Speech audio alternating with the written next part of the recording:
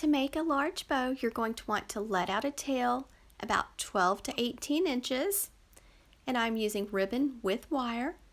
So you're going to make a loop, pinch it tightly, about a 5 or 6 inch loop.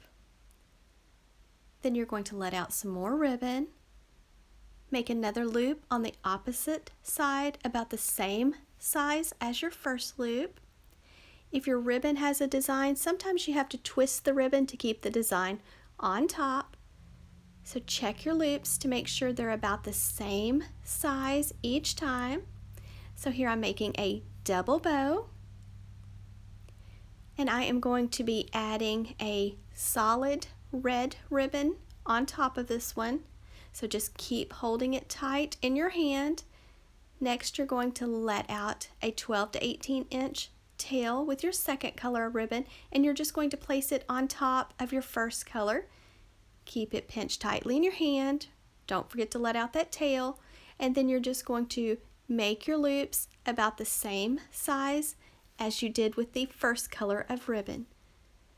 So just kind of check your loops, and here I'm making a double bow with a solid red ribbon. So I basically stacking a bow, so 2 double bows stacked on top.